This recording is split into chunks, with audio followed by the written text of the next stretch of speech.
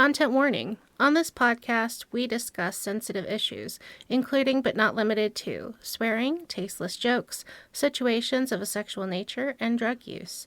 This podcast is not intended for children.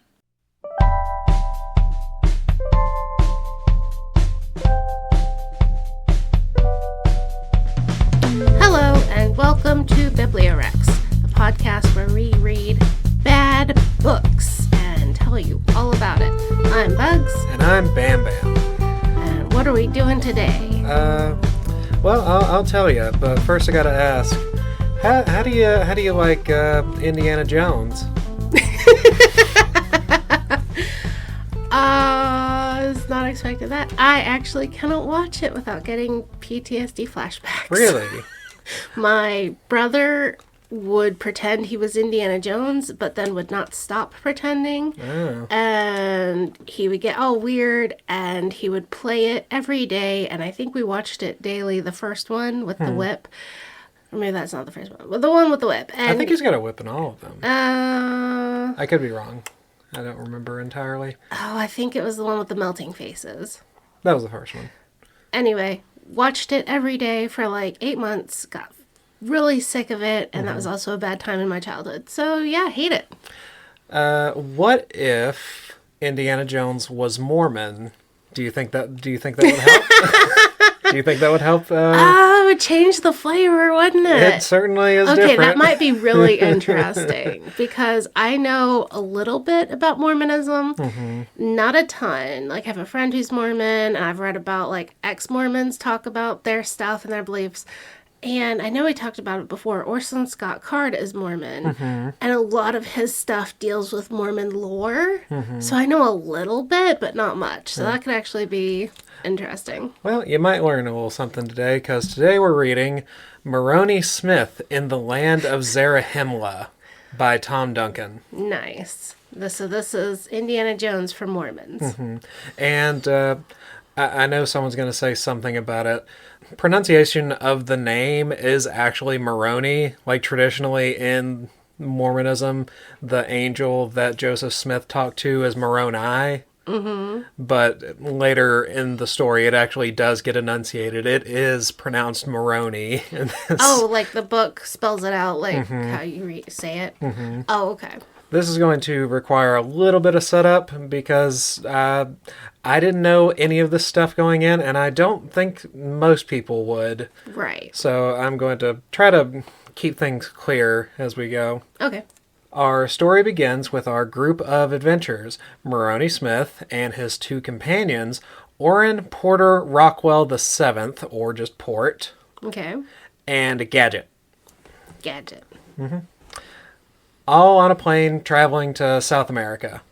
Oh, so you have the map with the little dashes and the heroic music. Yeah. Gotcha. And the little, 6-person plane. I don't know how big this plane is. It never tells you. Oh, just teeny tiny plane. Yeah, a lot of the stuff, the story is just like, yeah, you got it. You know how big this is. Or You've watched Indiana Jones, even if it was illicit.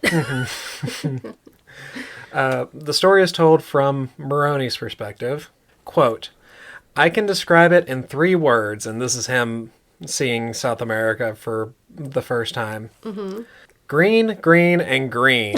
I never saw so much green, which I guess makes sense if you've only ever lived in Utah. Green would be kind of a foreign color to you. That is true. Port is Moroni's best friend and bodyguard, who is also a descendant of Joseph Smith's bodyguard, who was the original Orrin Porter Rockwell. I have to say, Mormons pick such weird names.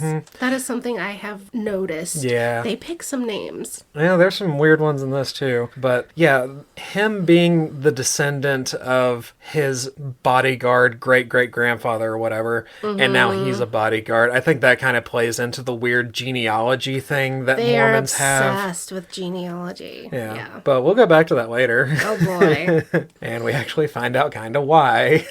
So is our hero hero descended from Joseph Smith? Never says. But his last name is Smith, right? So it's like, oh, he could be. Yeah, he could be. It does ask that question to Moroni at some point. Like, someone asks him. I can't tell if he's being coy or if he actually just isn't related to Joseph Smith and he just has the same last name.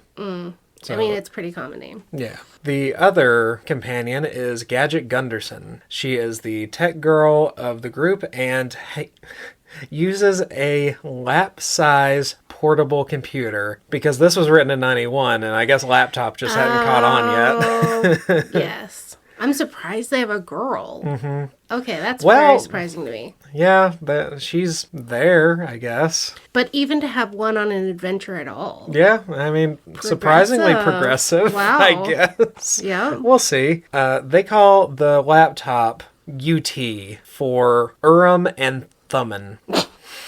Why? It's a weird Mormon deep cut. Urim and Thummim are a broad concept across religions, but in Mormonism, it's a reference to the seer stones that Joseph Smith used to read the plates. Oh. I still don't understand why they call the laptop this.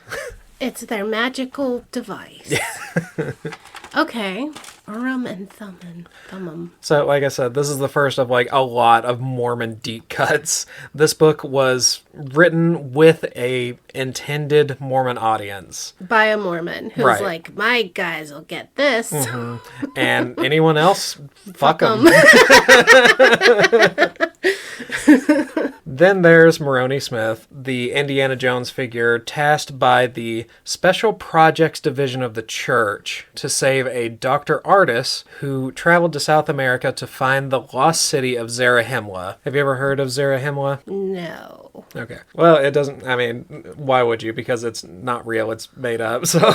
Well, because I was thinking, was the lost city in, like, America was called, El Dorado? Yeah. Yeah. So I was just I think thinking that about one was also Dorado, allegedly but... in South America, but anyway, the alleged location of Zarahemla has changed several times throughout history because the directions are kind of vague.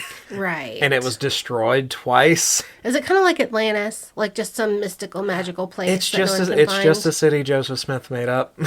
Oh, this is a him thing. This isn't an actual other people thought it existed thing. It's in the Book of Mormon. He wrote down in the Book of Mormon about Zarahemla, which, you know, of course, in that faith, that is as good as the Word of God. So. Right. I thought this was like something other people No, this is something about. This is something Mormons really would be excited to find. Okay. Because it's something in their religion that Joseph Smith said that would serve as a prediction that if true would be something that their proof. Would be some amount of proof. Gotcha. And give them some amount of evidence. And it would be something that Joseph Smith said that wasn't a complete lie. So right. They're pretty short on this. Gotcha. But Zarahemla is a city that was destroyed in the Book of Mormon when Jesus died. Why God would destroy a totally unrelated city when Jesus died, I don't know.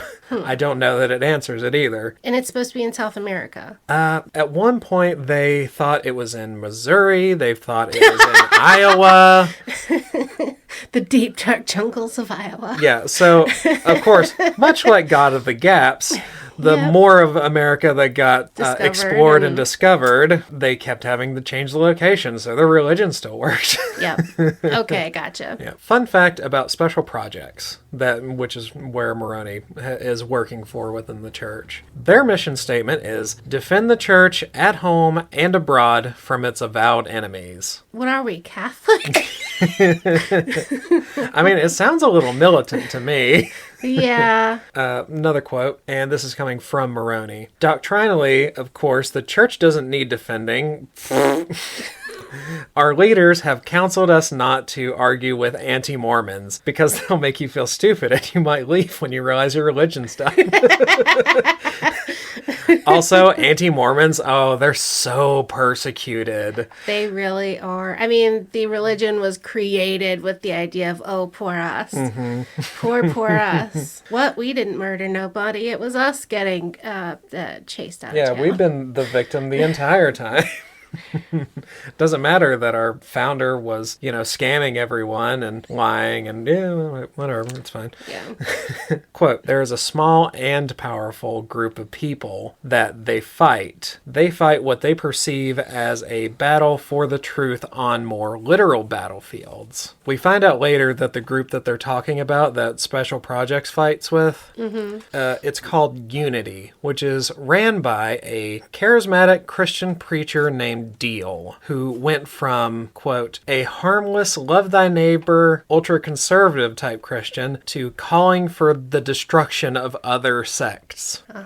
And their problem with him is only that he's not Mormon. Right. And doing that. Well, I mean, this guy's Mormon. He's going to put them in a pretty favorable light, of course, so. Right. So their enemy is another Christian, but who's like Baptist or evangelical or something. Yeah, it was mentioned he's Southern, so that was my assumption. Probably Was Southern he's Baptist, yeah. then. Yeah. Huh. Is this like spy stuff? Like they got fancy watches and No. spear guns? No, it's Like what is this? it's more like one is a ragtag band of adventurers and the other one is a militant religious group. Okay.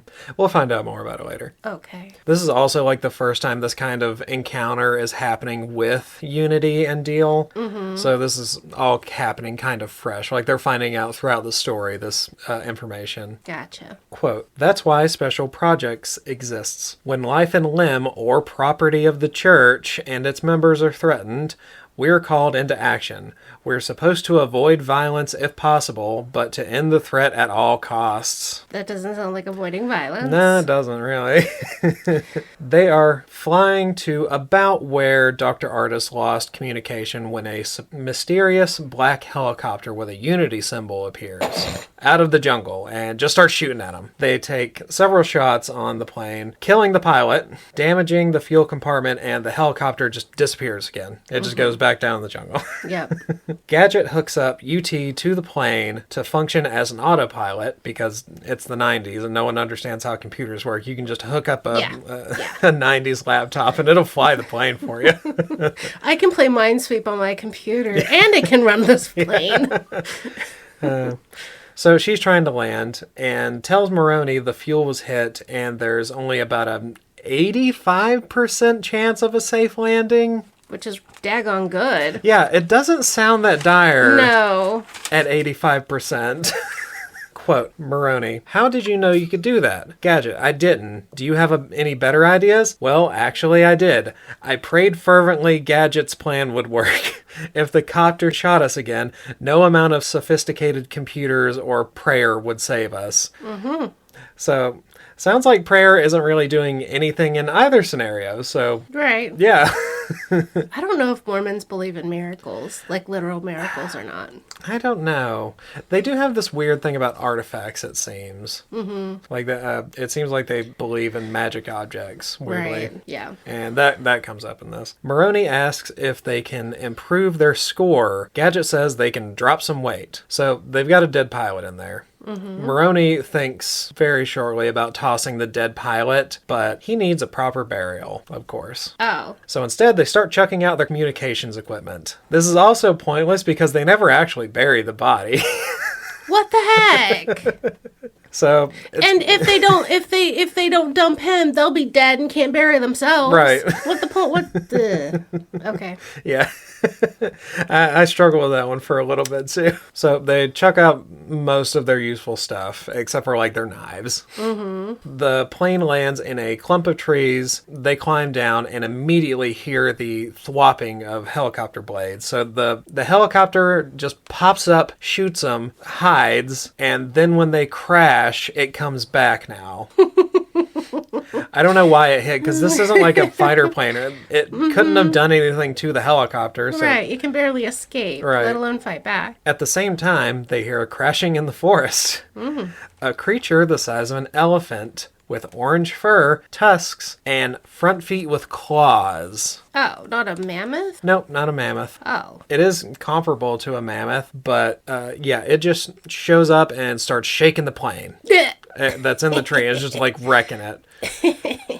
We find out that this thing is called a curlum later. Okay. which is another Mormon reference. Oh. Because it's allegedly one of the beasts that the Jaredites use to move shit or whatever. So it's just another large creature because, we've been making up stupid shit about people needing some kind of magical creature to do big architecture for a long time now, apparently. Yeah. Moroni makes a quick decision and dashes for the helicopter. Okay. To the place that has guns. Right. And you have a knife. Well, he's got a plan. Oh, that's even better than a gun. Yeah.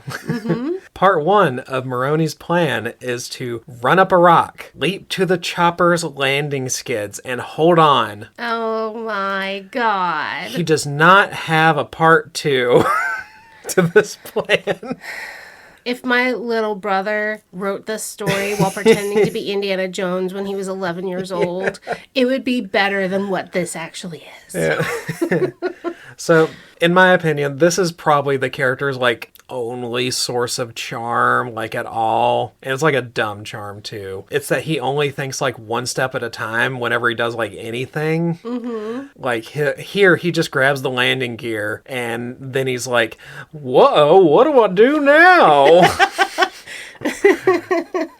I think it's written this way because the author doesn't want to credit Moroni with being too special and get glorified too much, or else God will get mad. Mm-hmm. The result is that while a mildly charming protagonist, he lacks any dimension past lucky idiot and Mormon.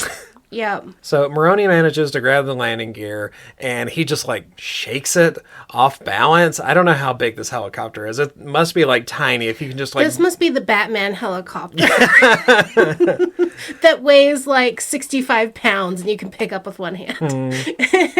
But he shakes it off balance enough that it crashes and explodes after he With lets him go on of it. it? He lets go of it before. Now, for me, I'm counting that as a death by gravity because all of the deaths in this book are due to gravity. What? Uh-huh. Is that so he can say God killed them, not him? I don't know. I don't know if he just wanted this to be a little less violent. Is this like a Batman where we can't actually kill the bad guy? Or in the old Incredible Hulk show where he wouldn't punch them to death, but he would throw them 100 yards in another direction or something. Yeah, maybe. Credible deniability. Yeah. They're in the jungle. This explosion causes a forest fire. Oh, good job. And a stampede of animals. No idea what kind of animals. The only animals that are mentioned in this entire book specifically are the curlums. A stampede of curlums. Yeah. So I think it seems like the only thing the author knows about South America is that there's jungle there and it's green. Mm-hmm. So I don't think he knows what kind of animals there are. Because there's a lot of animals in South America. Because, granted, early 90s is before the internet, but we still had fucking libraries. Right. And documentaries and television. Mm-hmm. You could have gone to a library and read books about South America and animals. You could have picked a country in South America. Yeah. A specific jungle. Mm. Does a Leviathan or a unicorn show up? Nope. It'd be cooler if they did. At least it'd be something. They flee to a river and hide in a waterfall cave. From the forest fire. From the forest fire, yeah. And the stampede. Okay. I'm skipping over a lot, but there's a lot of stuff. They almost fall down and die several times. Mm-hmm. Action. Adventure. Yeah. Pow. Boom. And none of them die. It's fine. Of course. They explore the cave to make sure they're alone. Port almost falls to his death in a precipice, but decides it's safe enough to camp in after they get him out. Mm. So they're just going to camp in this cave while the rainforest burns down. Mm-hmm. It's kind of hard to imagine a helicopter exploding causing an actual forest fire in a tropical jungle. Yeah. I guess it's possible. I don't know. Yeah. They sleep. Moroni wakes up and Gadget is gone, but she just went to bathe and is sitting at the cave entrance, presumably clothed. She might have her magic underwear on. I don't know. Yeah.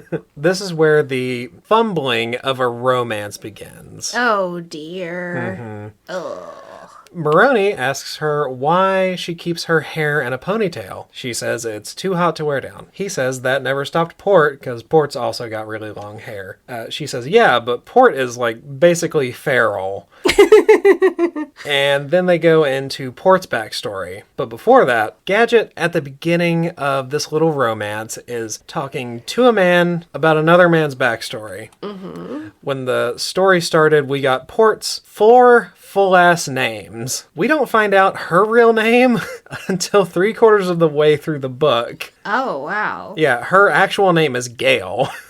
Oh. So it's Gail Gadget Gunderson.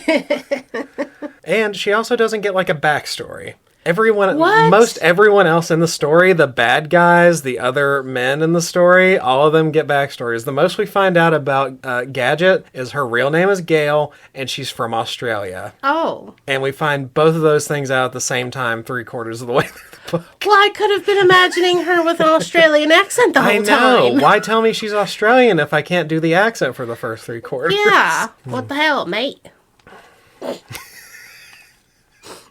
That was like the hickest Australian accent I've ever heard. So anyway, Port's backstory now. He was raised in the woods by his Mormon non-vet dad, who like baptized him in like freezing cold mountain waters or something.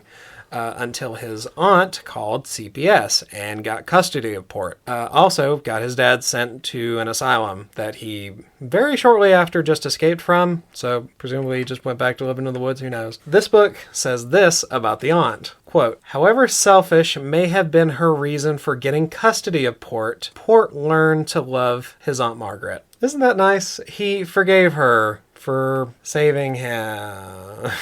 From his psychotic dad. Yeah.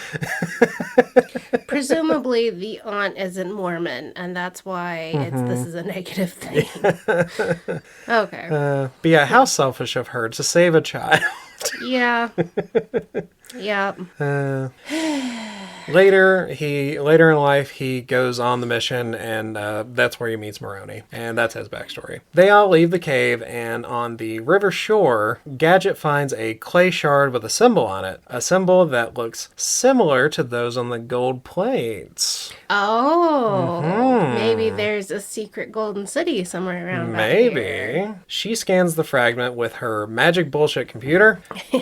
Quote, this scanning device is recording the symbols. Then I'll feed it into UT's language processor to see if there's any correlation with any known or unknown languages. Can this correlate with an unknown language? I'd love to know if it correlates with a language that you don't know about. Oh my goodness. Oh my goodness. Yeah, we just need to science, gadget words. Yep. Quantum. God, I'd love it if that was like the only thing Gadget ever said to Moroni. Anytime he asked her a question, she's just like quantum. And he's like, oh, that's really smart. She finds out from the scan that the fragment is only 10 years old. Oh, carbon dating? Doesn't say. Huh. I presume they're not fans of carbon dating, but I don't. I know, I would imagine that too. Yeah, this story tries really hard to pose these Mormons as the skeptics. Of course. Yeah. So right, we're the skeptical ones. We don't believe blindly in science. We question everything, especially the scientists. It's kind of that's kind of what they're doing here. In the Mormon narrative, Zarahemla was destroyed when Jesus died, so they think it must be a forgery if it's that new. This city that no one's ever been to or heard of and has been destroyed for 2,000 years, somebody is forging the things from it. But I think Mormons accusing other people of making forgeries is hilarious. That's pretty rich. That's pretty rich. There's a lot of pot calling the kettle black in this book, too. I will say, though, stuff I've read from ex-Mormons and videos and stuff, they talk about how they have no idea Joseph Smith's actual history. They don't know anything about his lies until they leave. I imagine it gets super suppressed within that community. Yeah, like they literally don't know any of the truth about the founding of their church until they leave. Yeah. And then they get secular sources that say this stuff, and it's really shocking to them. Then Port hears something in the woods. He trumps out and comes back, having caught a native South American man. Oh. Who was just hiding in the bushes. Minding his own business. Minding his own fucking business. Taking a shit. Yeah. Not bothering you at all. Port just fucking grabs him whole body and drags him out. Great. So this was the 90s. So they call this guy a savage, a primitive. Quote, he certainly wasn't a civilized man. His flesh was dark and he was dressed in skins. So that's super fucking cool, right? That's just great. Fantastic. Very funny. Yeah. Gadget tries to make peace with the native guy, gives him some food. Something about the way they do it is kind of weird to me. She's just like giving him this piece of beef jerky, and it's kind of like you're trying to make friends with a dog is the way it kind of vibes. It's weird. I mean, they consider him a savage, so they probably don't understand the idea of communicating with him. So the native guy breaks free from Port's grasp, grabs Gadget for a second, then lets her go and runs away. So he's just scared and he's trying to get away. Yeah. By some leap in logic, they think following him will lead them to Zarahemla. I don't understand how they make this leap. Maybe it has something to do with the broken shard of pottery. They know they're in a story, and that's how a story progresses. Right. I'm the main character. I cannot die. I see this trail behind this native. Follow it. That will lead the way. So yeah, they chase him. Oh, poor guy. So from the native guy's perspective, he's just like been briefly kidnapped. Yeah, physically kidnapped, picked up, whole body, and carried off. And then now he's being pursued. And he did nothing to anyone. Right.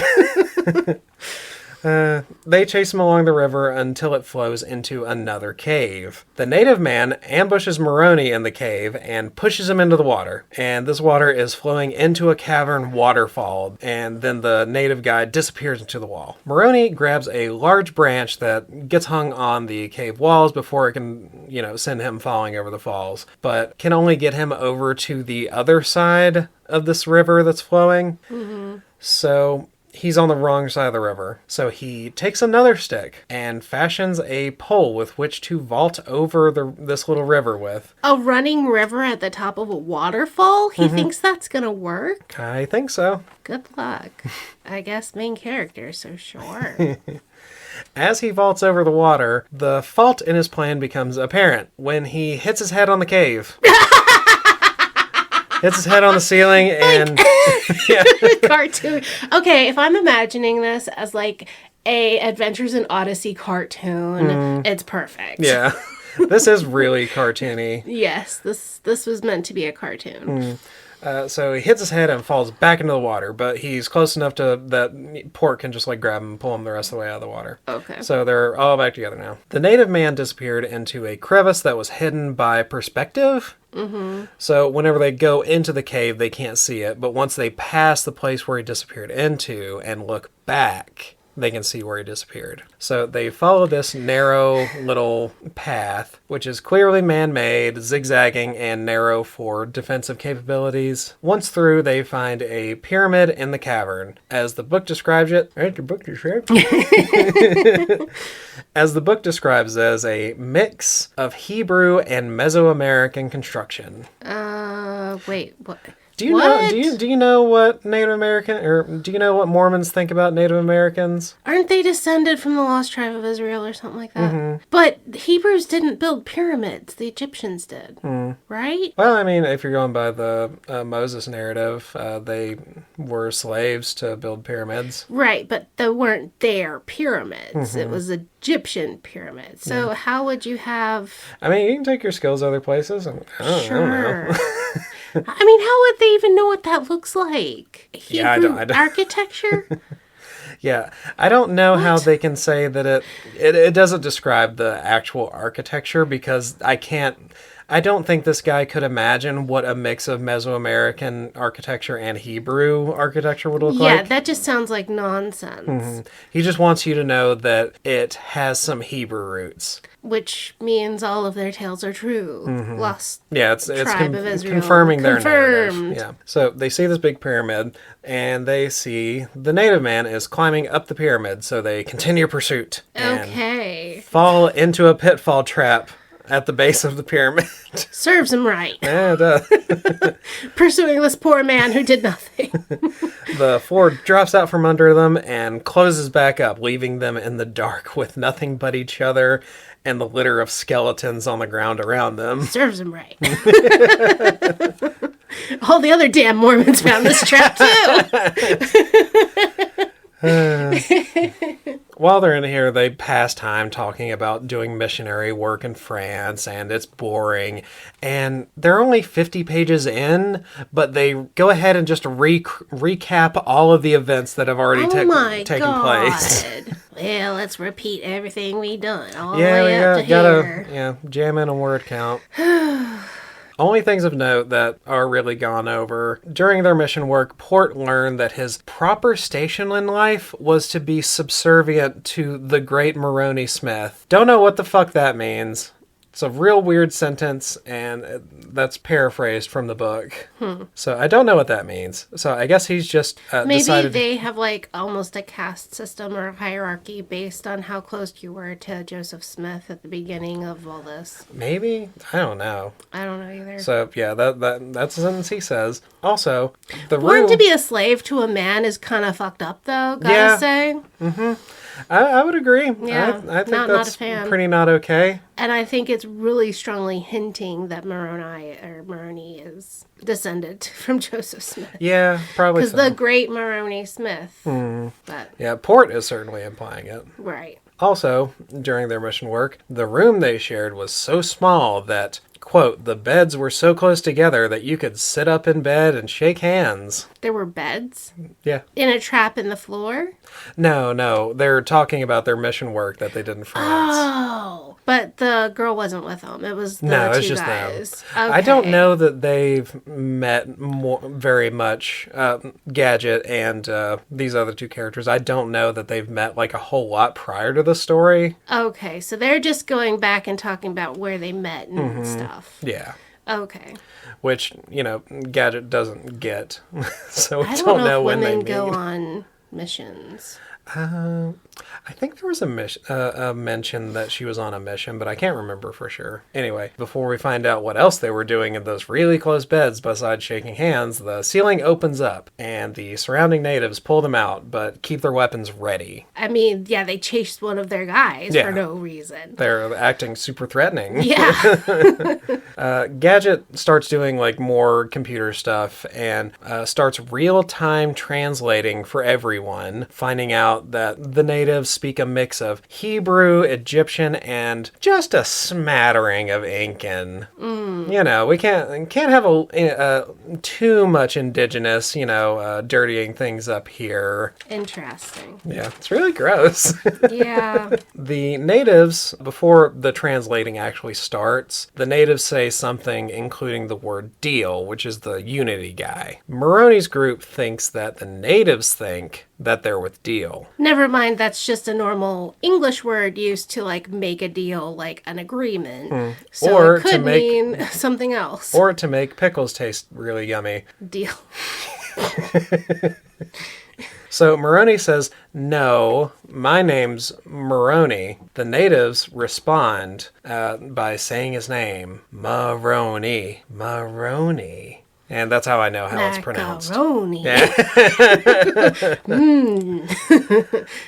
So they all pick up their arms and lay them at Moroni's feet Oh my god. and start kneeling Yuck. before him. Ew. Ugh. Gadget gets UT working as the translator now. And they start talking. The guy he's talking to is King Alma. And when he gets translated, he's speaking Old English, like with thys and thous and shit. Which doesn't make any fucking sense. I guess the author just wanted him to sound more biblical. King James. Yeah, because these are supposed to... We find out that these are like the contiguous Mormon religion. Like, this wasn't the rediscovered Mormon religion that Joseph Smith found and adopted. This is the true original one. These guys were born into Mormonism. Joseph Smith merely adopted it. Oh, dear.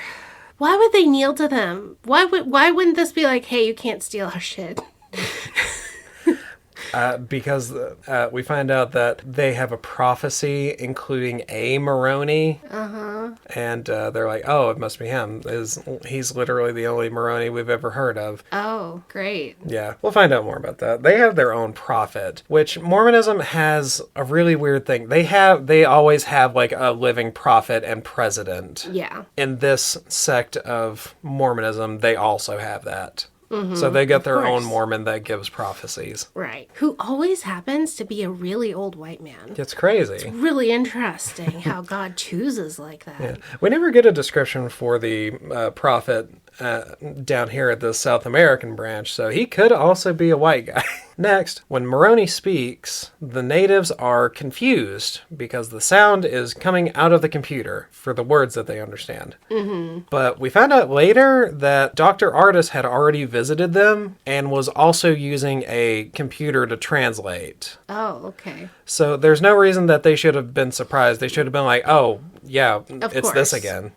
Yeah, I think the author just wanted them to still be kind of like ignorant natives still at this point. Right. Magic box speak, cool. Yeah, pretty much. So Moroni asks, why are all you guys kneeling before me? King Alma says, is not such reverence normally due a messenger of God? And Moroni's like, what? What? Little old me? Little old me? You do not know? Of course I know. I'm merely testing you, your faithfulness. Oh my God. So he tries to play it up like he knows what's going on. Yeah, like Joseph Smith would do. Yep. So the king drops to his knees. O mighty Captain Moroni, our faith in thy eventual return has been unshakable. We have prayed thy ancient prophecy be fulfilled. Yes, I have come to help you, I said, which wasn't a lie. I had come to help them because that would lead us to Dr. Artis. So, sure. That's a weird back-ass way to do that.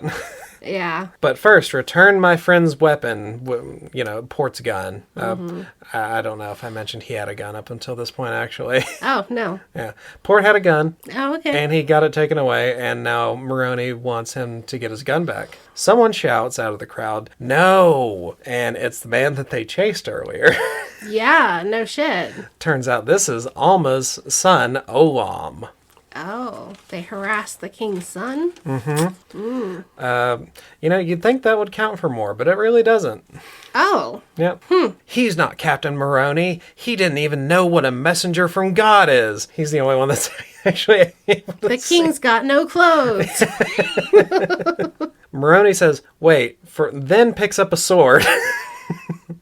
Which we have no description of. We don't know what kind of sword this is. Or where it came from? Well, it's one of the arms that the other natives dropped at his feet. Oh. But the only inkling we get is that he mentions that they're straight out of the 5th century. So I don't know if this is like a bronze sword, an iron sword, or if it would be like a traditional South American sword, which is like a bat with obsidian blades in it. Yeah. So it never describes it. This author did no research on South America. Yeah. So he just wants sword. Yeah.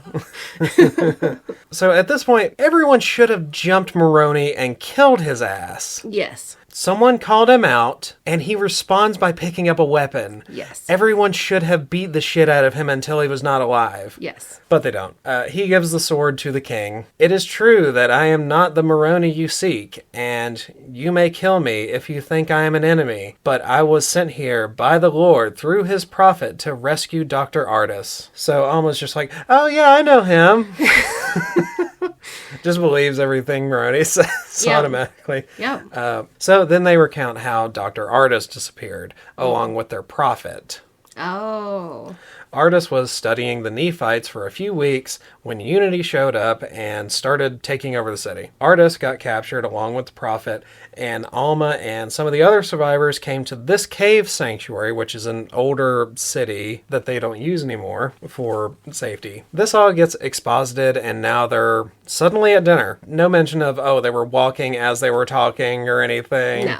But they're just right in the middle of dinner now. Yep. And it's a dinner of Moroni doesn't know what and doesn't describe it. Just like everything else, it never gets described. We don't get any good descriptions of what anything looks like. That's why I keep feeling like this is like cartoonish. Mm-hmm. Like the background is just a blurry blob of color, and in focus is a couple cartoon characters like bouncing around. Yeah, pretty much. And we never get a description of what they look like either. Wow, that sucks. Yeah, we get a description of what the henchmen of the bad guys look like later, and that's it. They're like the only, besides Olam, they're the only characters in the story that get a physical description. This guy has a really sad imagination. This is really sad. Yeah.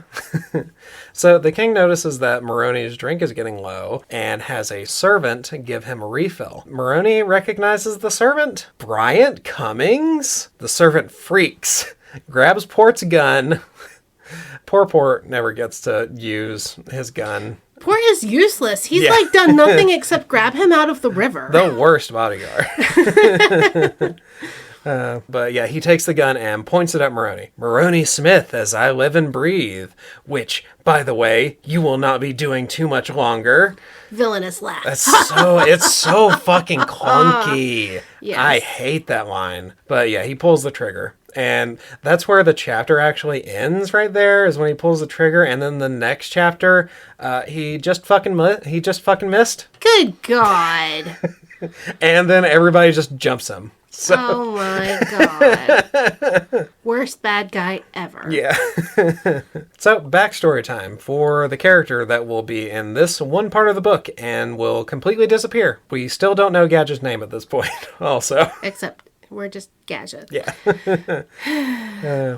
Bryant and Moroni used to mission together when he was a young missionary, but fell out after an argument at a diner. Let me get this straight. You're saying you believe Deal over the prophet? And that's Moroni to Bryant. The prophet is an old man, brainwashed by the devil like I was, and you, Moroni, you may have apostatized, but don't go accusing me of being brainwashed. Wait, so Deal was Mormon? No, Bryant Cummings was Mormon. But he believes Deal about something. Yeah, he's converted from Mormonism to whatever Deal's variety of Christianity is now. Oh, okay. Gotcha. So yeah, I like to think of myself being at this diner while they're having this argument. And just really laughing, like, to yourself. Just laughing at them and just being like, sure are a lot of pots and kettles in here. Back to the quotes. But how can the Mormon church be true when it contradicts the Bible so much? For instance, and we never get any of those for instances. Oh, they cut it off? Yep. And it just doesn't tell us. And what the book actually says is, I won't take the time to recount it, but it devolved into an argument. You fucking coward. Yeah. Yeah. Say the points you know the people have on you. They find out that Bryant is a spy for Deal. Since he was a Mormon, he could blend as long as he acted mute, even though he wouldn't be able to understand them still, and would have been a shitty servant. He also wouldn't look like them? Right. So it confuses me. Either... Are the natives supposed to be... That they're not white, because he said... Olam was dark-skinned. Right. But we never get described what Bryant looks like. So Okay. He could be brown skinned. Yeah, potentially he could be darker skin tone and might fit in that way. Okay. But also he knows like the Mormon way of acting, which apparently this section of Mormons that has never been connected to the modern day Mormonism movement. They act the same. This would be like you and me being teleported to ancient Israel and walking in and having a potluck and knowing how to fit in. Right. The idea is so absurd.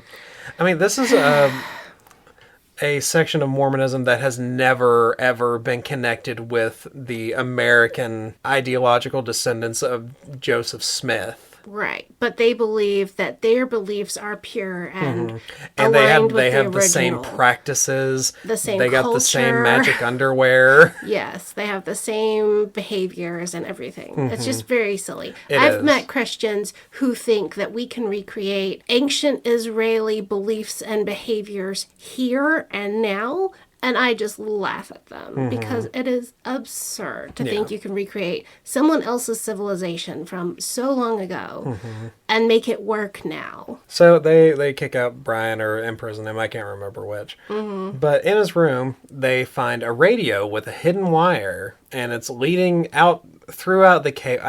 It's like tucked into like a crevice, allegedly, like in the rock walls or whatever. I don't know how he hid this thing, and nobody saw it. But it's just a wire that leads out the rear exit of the cave. Moroni and crew follow it out, along with Olam, who is keeping an eye on them because he still doesn't fucking trust Moroni, which I don't blame him.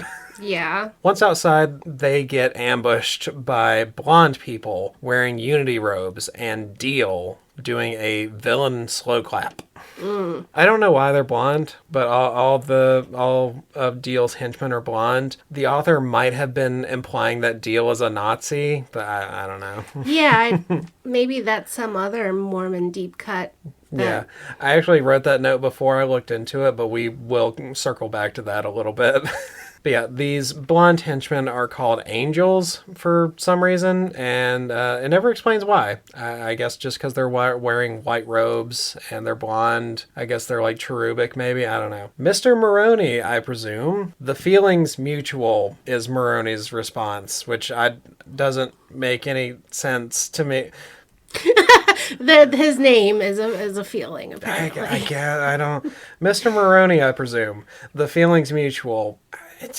I don't get it. It's dumb. It's It is poorly it's written. Very badly He written. skipped a part at the villain meet cute at the end of the movie. Moroni says, hey, since the city of Zarahemla exists, that means Mormonism is true, so why don't you just give up now? Deal's just like, no, it doesn't. Even Satan can perform miracles or something. So, Are we ever given the actual ideology of Deal? no. Like his motives, why he exists? He does have a motive. Okay. So he at least has reasons. Yeah. I don't know if I'd go that far. Huh. Okay. We'll find out. Speaking of finding out, you should find our socials. Ooh. Are our socials also Nazi-affiliated Southern Baptist preachers? God, I hope not. I hate those guys. Hello, Bad Book Loving friends. Just updating our socials. We're on Blue Sky now at bugs-bibliowrecks.bsky.social. We have a Substack at Bugs and Books, and the profile name is Bugs at BiblioWrecks. And of course, our website, BiblioWrecks.com. Drop us a message and check out the content that Bugs works on. She's really good at the social stuff. And let's get back to that bad book. And we're back. Hopefully no one got converted while we were gone. I don't think that they make many, like, conversions when they do their missions. I think it's mostly to reinforce their faith and stuff. Yeah. I think that's true of most religions, though. Yeah, probably. So we get back to it. Moroni and his gang have gotten caught by Deal, or ambushed rather, as well as Olam and his guys. I can't remember if he had guys with him or not, but yeah, he's there. He spits on Deal, runs away, goes down the mountain or where whatever geological feature they're on. Deal sends some guys after him, and they take the rest of the group to the city of Zarahemla. So Deal is in control of the magical city. Yeah, as well as a bunch of prisoners and the prophet Nephi. Inside the temple, Deal imprisons Moroni and Port in a priest quarter, but takes Gadget to some better quarters. Locks the door. Then Moroni thinks, what would he do to her? I hoped he wasn't going to hurt her, because if he did... ... Suddenly, I realized something that I had known all along. I loved her, not as a brother might a sister, a deeper kind of love. And he still does not know her goddamn name.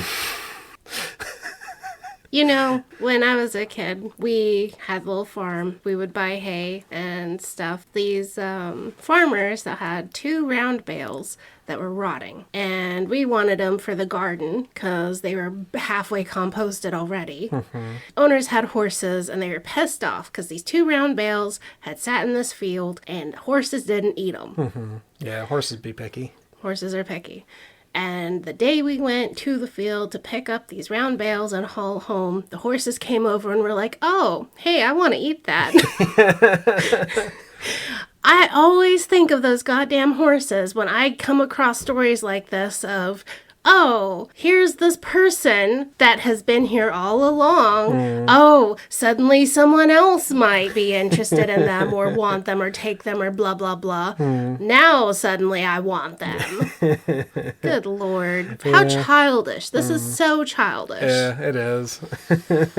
So then he turns around in the room and he sees Dr. Artis is there. Oh. Yeah, so he's in prison too. They explain the situation and they just need to find a way out. What about this tunnel? Says Artis. There's a tunnel? There's a tunnel. So apparently he's had a potential way out by a slab of rock that is operated by a lever and just sat there with it. They travel to other rooms through these, he's been held prisoner in this room that had an exit tunnel, but he doesn't leave until Moroni gets there. Right. Moroni and Port. Mm-hmm. Maybe he's a coward. Maybe he thought he'd get lost in the back rooms. I don't know. Good Lord. Okay. So yeah, they travel to other rooms and save the rest of Artis's team. One of which says, never thought I'd be happy to see 2 Mormons knocking on my door. So that's a good one. That's a good joke. That's a good joke. That is a good one. They knock out some angels and Moroni and Port put on their outfits. Moroni, of course, gets the higher ranking outfit. That's because Port knows his place. Yeah, he's subservient. He knows. A bottom always knows. So, yeah, they find these outfits, which is lucky because as they're setting up their plan to save Gadget and the prophet Nephi, who they found out is about to be burned at the stake to show the other Nephites, which is what these other native people are called. So he's going to burn them at the stake to show these other Nephites what happens to infidels before also killing them, because that's the plan. He's going to kill the prophet and then he's going to just kill everybody else. So he's just on a crusade to kill the natives who are also Mormons. Right. But he's planning on doing the prophet Nephi first so he can show them before he kills them. So I don't know why I put on all this theatric. It's just evil. Yes. I gotta evil it up. Villain. Villain things are my favorite things. What? There's no train tracks with a maiden to throw on them. Whoa! What are we gonna do? as they're planning this, another angel shows up and wants to know what they're talking about. And Moroni has to think quick on his feet. I'm glad you showed up. These Mormons were planning an escape. Brother Daniel, Port, is taking these servants to stem the rebellion. You and I must go warn Brother Deal. The book then points out several times that the angels are blonde. The only way this works is if all of them are also blonde. Mm-hmm. I was wondering about that. But, like I said, we never get a physical description. So either all of these characters that are now dressed as angels are now are also blonde. Or they found a wig somewhere. Maybe. But if they're all blonde, it's weird that Moroni pointed that out, that all of the henchmen are blonde, if all of them are also blonde. You know, I think that the author is face blind like me. And it didn't occur to him that people recognize other people and would recognize that Moroni is not one of them. Because the same thing happened with the group where that other brother so-and-so like infiltrated this town, this group of people, and pretended he was one of them, just mute, and nobody noticed that he was new. Yeah. Like, it's so easy to infiltrate a place where everyone knows each other, and they don't know you, and nobody notices they don't know you. So yeah, that's all weird and badly written and all that. So Moroni watches this guy like struggle and remarks to himself that this guy is a brainwashed husk. He's just such an idiot. He's so used to just being controlled. He can't have an independent thought. Long ago, lost all power of independent thought. Yeah. So many pots and kettles in the story. And I'll be damned if they're not all black. It's crazy. The guy who's brainwashed is black? No. It's the pot calling the kettle black. That's the joke I keep making. Yes. I'm going to make a lot more, too.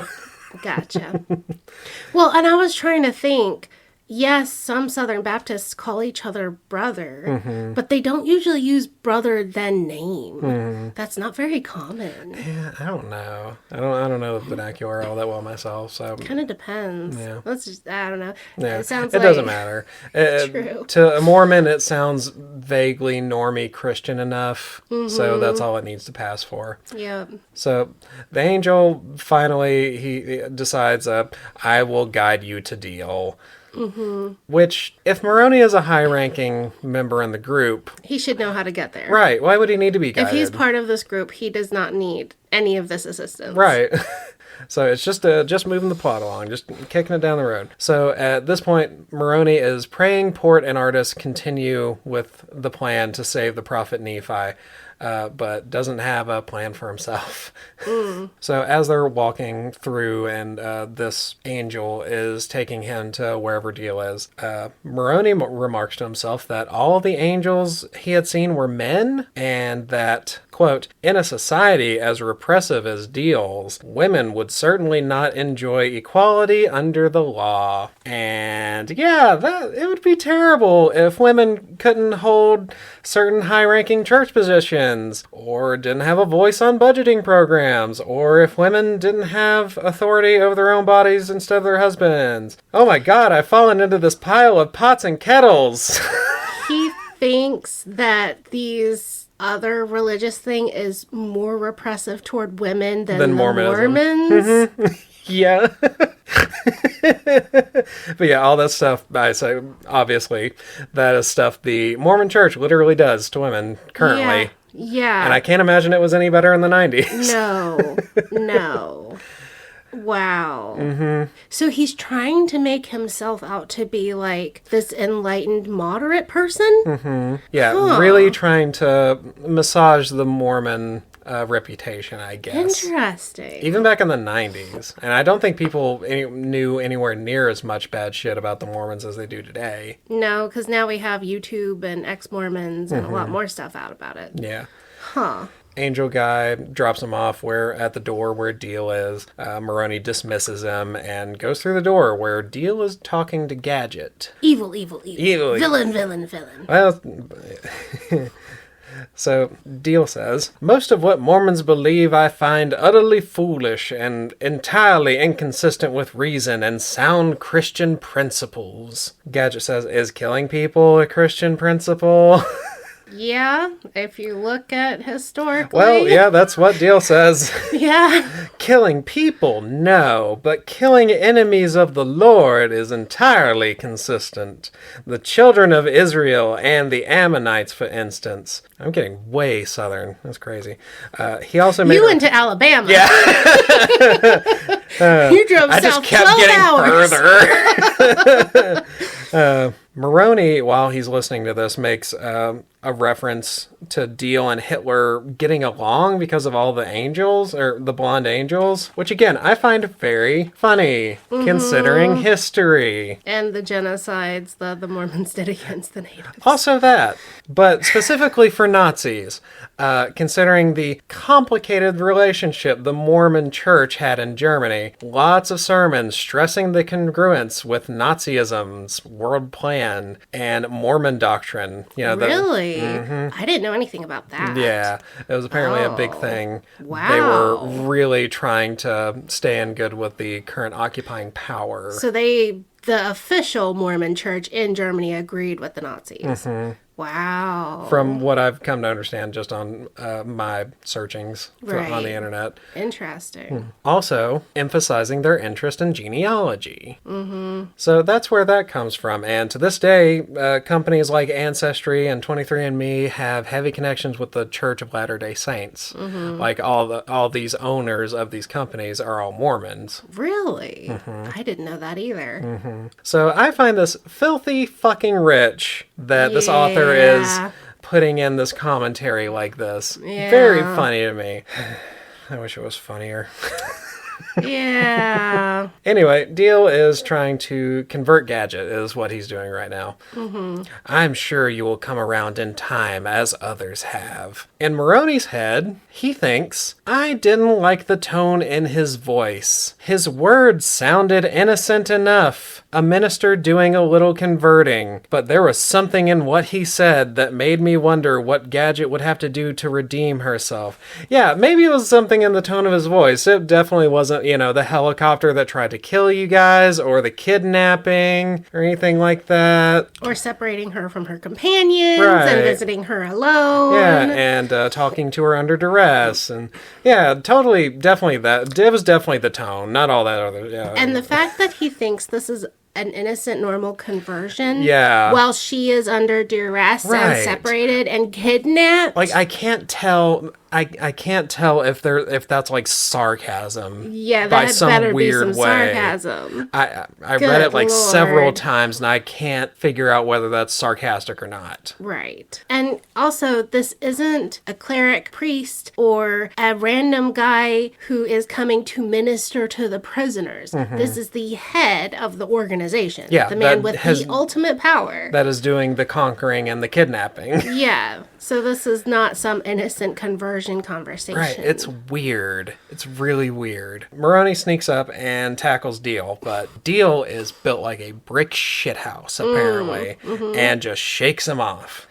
And as he turns and looks at Moroni, his face shifts into something demonic. Ooh. Oh, yeah. Finally get those demons you've been wanting. Yeah.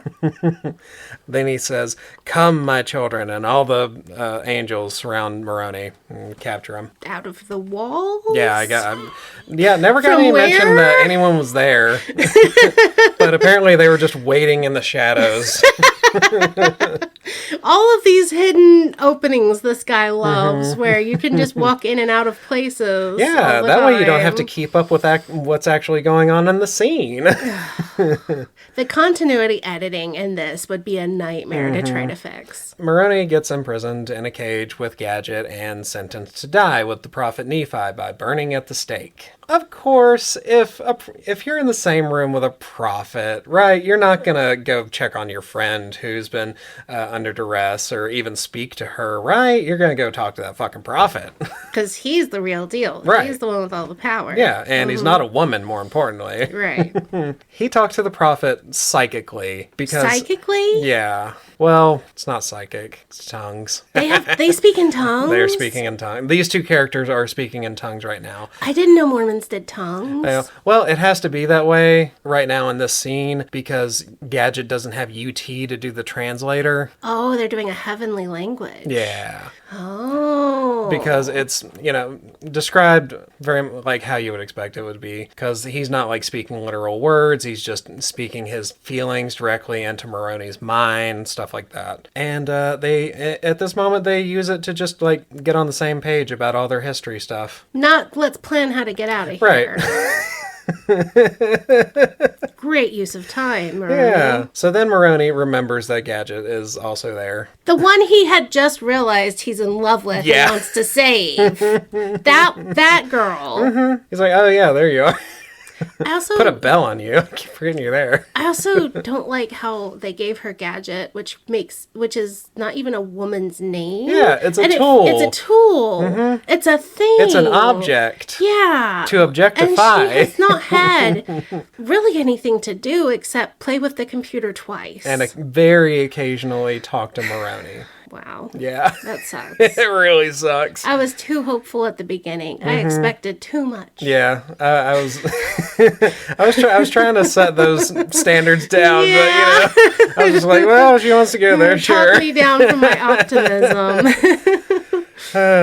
So yeah, he remembers she's there. He's starts talking to her, almost, but does not tell her that he loves her because he's interrupted by Deal doing a evil sermon. Also, by the way, this is when Gadget tells Moroni her actual name is Gale. Mm-hmm. Yeah, he's going to sacrifice them because they're the poor, oppressed Mormons, so they have to be sacrificed. They're so oppressed. Through some poorly described architecture, I cannot figure out what the fuck this room looks like. I know in the middle of it there are stakes with which to burn people, but somehow... they're doing that indoors. Yeah, in the temple. Ew. Okay. And somehow below the burning stakes where they're all tied up at, and out of sight of all the angels and Deal, somehow below them, Port shows up with artists and everyone else. They're just like, hey, we're here to get you out. So they throw a bunch of leaves and stuff that they just knew that they would have to bring, I guess, and throw those on the fire to like cause us... create a smoke screen so that he can cut them loose and get them out. Like there's a grate in the floor? I have no idea. I just imagine there's a circle of ground that's even with the rest of the ground in that room, and just around that circle, like a couple of feet, there's like a pit, and down at the bottom of the pit, Port has gotten to somehow. I have no idea. That's what I imagine. I have no idea what this room fucking looks like because it's so poorly described. He also has prosopagnosia, which is where you can't imagine things in your head and you can't see people's faces. Yeah. He is completely mind blank like me. He can't imagine anything. Or he's just lazy. Could be. Yeah. They escape. They're going deeper into the architecture of Zarahemla, where they're going to get to the original Zarahemla because it's been rebuilt like twice, and it's just built on top of the ashes of the old Zarahemla. So like the catacombs under Paris, France kind of thing. So they're traveling through that, and I'm skipping a lot because it's a lot of underground architecture that's poorly described, and it's really boring. Yeah. So we're going to hit some high points. They met up with Olam, who counted coup on the Unity people at the other temple. So he's killed a bunch of guys over there, and now he's made his way into these catacombs. Nephi leads Moroni to one of the stones that the brothers of Jared, or the Jaredites, use to light their way across the ocean, because they have to have like a myth story that gets Jews across the ocean to America. Right. The stone allegedly burns anyone who isn't a worthy Mormon. Of course, Moroni gets it because he's the worthiest Mormon boy. Mm-hmm. He's the bestest boy. Yeah, and he gets some vague divine sense. It's kind of similar to the tongues they were talking in earlier. It lets him see a connection with everyone and love and all things, like he just took his first hit of psilocybin or something. Then there's like this pitched gun battle. Moroni actually kills 2 guys by pushing them off of a precipice. Oh, death by gravity again. Yeah, it's the only way people die in this book.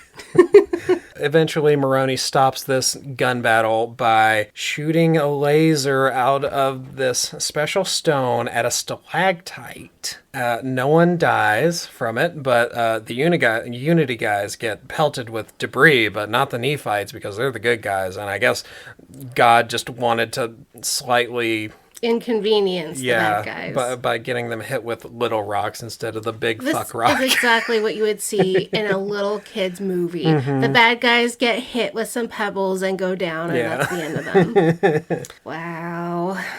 After they get out of the gun battle thing, Moroni cuts a hole into the rock to make a shortcut. Moroni gets shot, but he heals instantly with the stone because the stone also has healing powers, I guess. Moroni gets separated from the group and finally makes it back to Deal, who is in another secret room further away. They do a hero-villain dialogue, and then this happens. I have you, the leader of this bold band of adventurers, so it might as well be over. You think we're going to give up just because I'm out of the picture? I know how you Mormons operate. You're totally incapable of independent thought, or any kind of action for that matter without the presence of a charismatic leader. I could catch a river in all these pots and kettles at this point. So Moroni goes to ice Deal with a laser, and it doesn't do shit. Against Deal? Mm-hmm. Oh. Yeah, it just doesn't do anything. It's been glowing like this entire time, and now it stopped glowing. Oh. And he hits it like an old TV, and nothing happens. So he's just like, well, this is effectively junk now. I'm just going to throw it. The magic stone? He throws the magic stone at Deal. And it's about as ineffective as you would think it would be because an angel just grabs it out of the air, and then he takes the stone, pitches it up in the air, and then shoots it to pieces. Yeah, why would you let go of the magic stone? Yeah, it might work later. Pretty dumb. Just put it in your pocket. He actually does take like some of the fragments of the stone as they hit the ground and like sticks them in his pocket. He's just like, this might be useful later. This guy is such an idiot. And it doesn't come up. It never comes back. This guy is such an idiot. So Deal's just like, so much for that. You have a date with a Kurlam. Oh. Mm-hmm. So his plan is to tie up Moroni outside and have him get eaten by one of those creatures.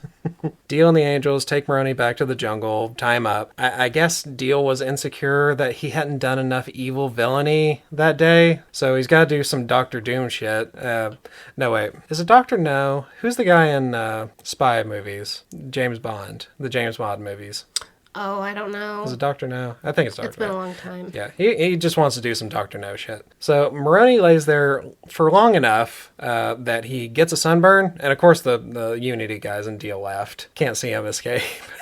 He's there long enough to get a sunburn, which I don't know how long that takes. But then someone comes up and unties him, and I'm going to give you a multiple choice question. Is it A, Port and Gadget come to save their friend? B, Bryant Cummings, who sees the error of his ways? C, Olam, who now sees Moroni as a brother in Mormonism? None of the above. It's the beast chewing on his ropes to let him loose. Closer. What?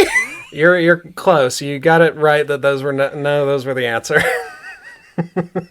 It's actually some rando dressed as an angel. What? Mm-hmm. Another Mormon named Justin Alfred was sent by the church also to save artists. I was sent to infiltrate Deal's group, to observe and nothing more, to learn all that I could from inside. And I call stupid bullshit, because the church had no idea Unity was there, because if they did, they would have told Moroni. Mm-hmm. How could they have sent someone there to infiltrate when they didn't know there was anything there to infiltrate? Because Moroni hasn't been able to... They destroyed all their comms equipment at the beginning of the book. They haven't been able to get in contact with anyone. Right. So there's no way that the church would actually know this. So I think the author just wrote himself into a corner and just made up a Mormon.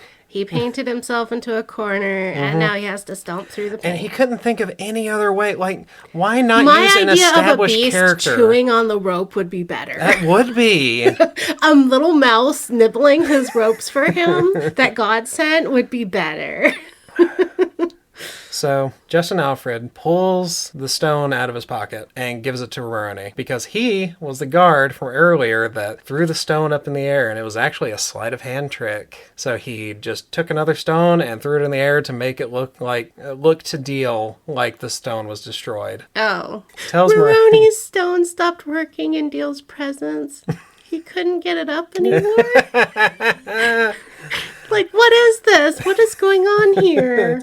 Well, they discuss what happened. The reason the stone didn't work is because Moroni was going to kill Deal. So it stopped working because God doesn't like murder, apparently. News to me. Yeah. Only read the Bible, twice or 3 times through. News to me, buddy. Yeah, it's crazy. So Moroni resolves to finish this without killing Deal. And We'll let gravity do that. yeah, it would be a shame if after that resolution, Deal just died anyway, right? That'd be crazy. So they ride the Kurlams because he's got the stone. He can manipulate them now. He's riding these weird, vaguely described creatures into the city, and they do some more fighting, release captives. Moroni catches Deal as he's trying to escape to his helicopter. We're almost done. We only got like 2 more I was pages. going to say, this book is way too long. How many climaxes have we had at this point? Like, leading up to all these things. And no actual story. You've had 3-hour-long episodes. I've had 5-hour-long I episodes. know. Thank you very much. Not like your episode is too long. Yeah. It's just that this book is so long with nothing happening. It is so boring. Moroni has come up with a plan, and it is to cast the demons out of Deal because he knows there's a demon, and he puts it like it's one Melchizedek priest against a demon, and I know how to deal with demons. So he says, in the name of Jesus Christ and by the power of the holy Melchizedek priesthood, I command you, Satan, depart.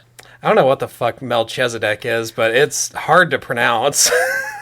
They have lore around that I've read a little bit about, but I don't remember enough. Yeah, it doesn't matter.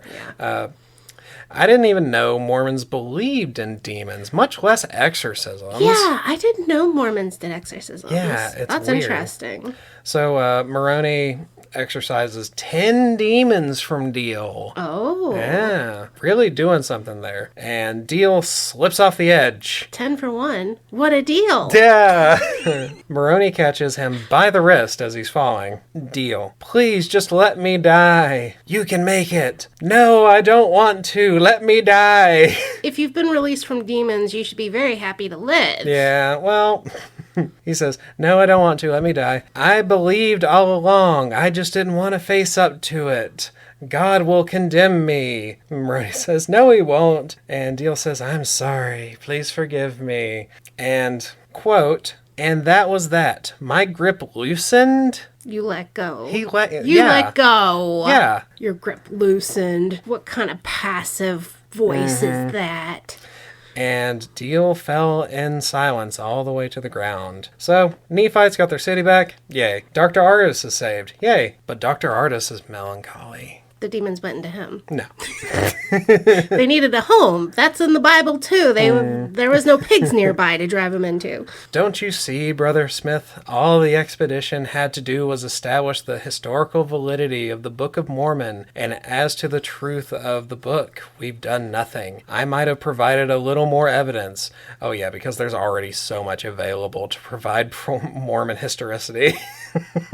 Well, I mean, finding an ancient civilization that believes the same shit you believe looks like an awful lot of evidence to me. Right. But what they're doing here is kind of this, it's like a defeat, it's like a religious defeatism, because he then says, but for those who refuse to believe, no evidence is enough. Yeah. Yeah. Yeah, obviously, people atheists aren't going to believe evidence when it's shown to them. Right. We're too dogmatic in our lack of belief. We believe those stupid scientists too strongly. But Moroni says, well, that's something, isn't it? Find the cities in the right location. So from what I've gathered in the past, Mormon thinkers have thought Zarahemla was in Illinois, Iowa, Mexico, Missouri, least popularly South America, and nowhere specific in South America either. So finding it at all isn't proof of specific location. Right, because a specific location was not given. Just around the corner. I swear, it's a couple miles just around the corner. But no matter what direction you go and how far you walk, it's always a couple miles down around the corner. Yeah, just like the end of the world. It's another 5 minutes from now. I'm positive. But yeah, sure. Specifically, you specifically found Zarahemla by following the very specific instructions in the Book of Mormon and not just guessing for like 150 years. Yeah, sure thing, dude. Then Gadget pops up. I got a message on UT, and I just decoded it. I don't know why it was decoded. Why a message sent directly to her was coded that she would have to then decode. But whatever. It doesn't fucking matter. Who fucking cares? Someone broke in and stole the original gold plates. They want special projects to find them. To be continued. Gold plates? The Mormon Church has the original gold Allegedly. Oh. I don't think anyone else has ever seen them. Right, I because think that's wasn't only... it one of those, he's going to hold it in his hat and you can peek in and look at it? And then those people were sworn to secrecy? So allegedly, the uppers of the Mormon Church have the golden plates, but no one can verify that, so... Okay. We'll just have to go on faith. So this is kind of like their Ark of the Covenant and... Indiana Jones and the Lost Ark? No, the one with what the goblet's called. Oh, The Last Crusade? No, the actual goblet that held Jesus' blood. Oh, but they actually drank out of it at the Last Supper. Right. The Goblet of Fire. I can't know, remember. That's what I'm thinking. And literally the Monty Python at Quest of the Holy Grail. Yeah, there you go. There you go. There Finally. There it is. I want to watch that with Rory. So that's their equivalent of the Holy Grail and the Ark of the Covenant and blah, blah, blah, blah. Interesting. That was childish and boring. Yeah, it sure was. With a little sprinkle of misogyny and racism. Yeah, I kind of struggled through this one, but I wanted to find an episode I could kind of get a little deeper into, like sink my teeth into really good. Give you some other stuff to look up and see what the hell they're talking about. Yeah, the entire time I was reading this book, I had Kindle on one screen and I had Google up on the other. Every time they made some sort of weird Mormon deep cut, I was just like, what the fuck does that mean? So, yeah, very much intended for a Mormon audience. Yeah. Oh, that's interesting. Yeah. All in all, I would give this one... Maybe a C+? I don't B-? know. Like, all the spelling and stuff was pretty good. Like, it had an editor. It just didn't have, like, a quality editor for, like, the quality of the story. Yeah. We have named characters. Well, eventually. We have a beginning and an end. I don't know that I give a shit about that. I feel like it's F. Really? It feels F, yeah. Really? It really feels it. Oh, you've forgotten Wings of a Butterfly. It's been too long since we did a real F one. Yeah. Well, we already downgraded that one. That one's hell prison. That one is in hell. Yeah. We do have a couple that are not graded. They're burned and thrown away. So, yeah. So you think C? Yeah, I would give it a C. Because honestly, if this was translated to a kid's cartoon, it would be lame. Yeah. But it's not the worst. Yeah. Like, it's not... I don't think it's, like, terribly harmful. Like, the racist stereotypes are harmful, and the misogyny is harmful. Yeah. But... gross. I would say it had that typical religious grossness to it. Yeah, and especially in the 90s, too. Yeah. So, yeah, I hate this fucking book. I fucking hated it. Like, quality-wise, C's probably right. I feel F about it. Yeah, yeah. Feel F for... fuck you, Moroni, and God, fuck you're so macaroni. Fucking stupid. I'm weirded out by Port knowing his place. Like, yeah, that is weird. The other stuff is worse. The racism, misogyny, all that's worse. But I'm fucking weirded out by this guy's genealogy making him have a place that's subservient to Moroni. Yeah. That makes me upset. Yeah, it's super icky. It also feels like boyfriend slave. Yeah. I mean, those beds were so close together. You could just do anything. Have you heard people talk, like ex-Mormons talk about when they go on missions, they're not allowed to close the bathroom all the way, even when they poop? And it's because they might be masturbating and they're not allowed to. Oh, God. Like, they're given no privacy at all on missions. I mean, as long as they're in the bed together or their beds are that close, I mean, what's a little friendly soaking between friends? Most of my ex-Mormon contact comes from Jordan and McKay on YouTube. And if you're interested in ex-Mormon content, they're a great YouTube channel to look at. They changed the name, so I can't remember what the actual name of the channel is. It changed. But Jordan and McKay, ex-Mormon, will pop up their stuff. And they've done stuff with Fundy Fridays, so they're very interesting. Let us know what you think. And if you're Mormon, let us know if we skipped any interesting deep cuts that Bam Bam missed, because there's probably a million in there. I don't know about interesting. You can tell us if I missed any deep cuts, but I don't think we'll agree as to whether they're interesting. Well, I mean, if you're ex-Mormon, there's probably stuff that you would find interesting about it in hindsight. Yeah. I can definitely see this being, like, interesting to someone coming from that background and just being like, oh, this shit's wild. That's like kind of me going back and looking at stuff I watched when I was a Christian and a kid and going like, oh, wow, I didn't realize all these messages and all of this was so bad and blah, blah, blah. Yeah, I can see that, but it's just super not my culture, so I can only say so much to it. Also, between us, we're both ex-Christian, but I'm the one who's deeply fascinated by religion. Yeah. And Christian stuff. Yeah, and you're not. I was only more like passively interested in Christianity, so my flip wasn't even that big a flip. Right, and for me, it was devastating beyond belief. Yeah, you went from one side of the spectrum, flipped all the way over to the other side of the spectrum. Yeah, but I'm still very interested in how people believe things and what they believe and where they get it from and stuff. So I find it interesting. He does not.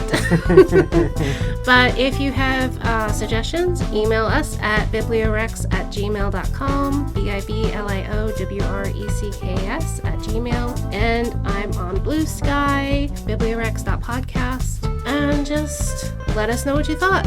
And don't go to South America and try to find architecture. No one really appreciates that unless you're like in a program and you're supposed to be there. Don't go do a racism. Yeah, don't go do racism or misogyny. Don't bring your girlfriend there and like ignore her the entire time and just be like, oh, I love you, and then still don't talk to her for the rest of the time you're there. Bye. Bye.